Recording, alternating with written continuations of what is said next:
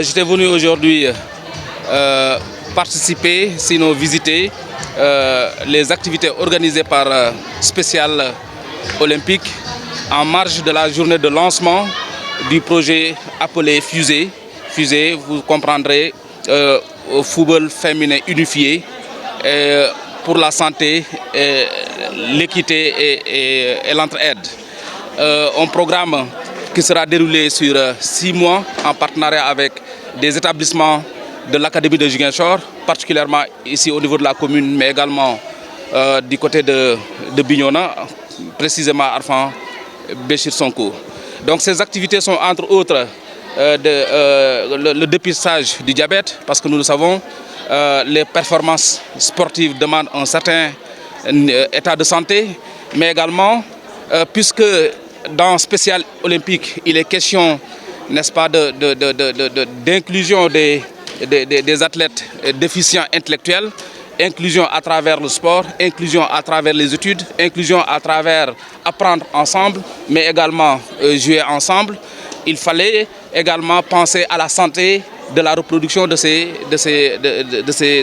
athlètes déficients intellectuels. C'est pourquoi également il y a une autre activité, n'est-ce pas, de sensibilisation à la santé de la reproduction, à la gestion de l'hygiène menstruelle, mais également au terme de cette activité, il y aura une distribution de kits d'hygiène, qu'on peut appeler de kits de dignité, en quelque sorte pour aider ces athlètes-là à mieux prendre en charge leur menstru, mais également à mieux vivre leurs règles. Et pour couronner le tout, il y a également la restauration à côté, une collation qui est offerte à ceux-là qui ont participer au test de dépistage du diabète parce qu'ils doivent venir à jeun. C'est juste dire que nous sommes très satisfaits parce que nous voyons que l'approche a été non seulement très inclusive, mais également a été holistique. Holistique, ça veut dire qu'il y a plusieurs dimensions, n'est-ce pas, de prise en charge, n'est-ce pas, qui s'intègrent harmonieusement et qui, je pense, l'ensemble de cette prise en charge va contribuer à l'épanouissement et au bien-être de ces athlètes qui sont des déficients intellectuels.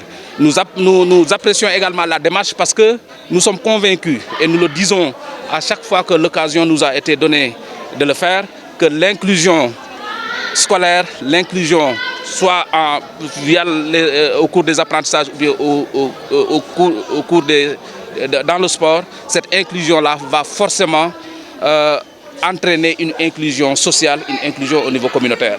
Parce que ces élèves, n'est-ce pas, non déficients qui vont jouer, qui vont apprendre avec des élèves ou bien des enfants déficients intellectuels et autres, ces élèves-là vont apprendre à les respecter, vont apprendre à les accepter, vont apprendre à vivre avec eux. Et ce comportement, cette attitude positive, ce regard positif à l'endroit de ces déficients intellectuels-là, cette attitude-là va se répandre, va continuer dans la communauté, et les élèves pourront être des relais et des vecteurs de cette inclusion-là au niveau communautaire, au niveau social. C'est pourquoi vraiment nous apprécions ce programme-là, que nous soutenons, parce que nous pensons que c'est en droite ligne avec les préoccupations du ministère de l'Éducation nationale en matière de prise en charge du volet équité dans l'accès à l'éducation, surtout dans la prise en charge des enfants à besoins éducatifs spéciaux.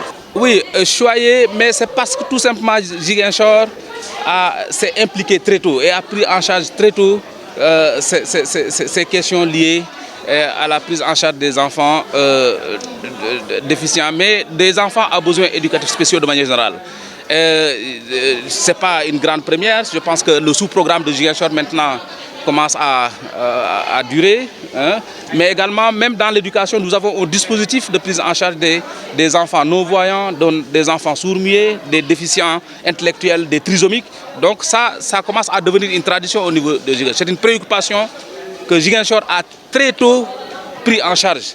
Vous comprenez pourquoi tous ces programmes-là ciblent Ziguinchor, parce qu'ils sont sûrs d'avoir, n'est-ce pas, un déjà là, n'est-ce pas, des acquis pour pouvoir vraiment mener à bien ces phases pilotes, pour vraiment mieux maîtriser les différents éléments de structuration de ces programmes-là et au fin de pouvoir les mettre à l'échelle, n'est-ce pas, et les étendre à d'autres régions. Moi, je pense que c'est parce qu'il y a quelque chose qui est déjà là.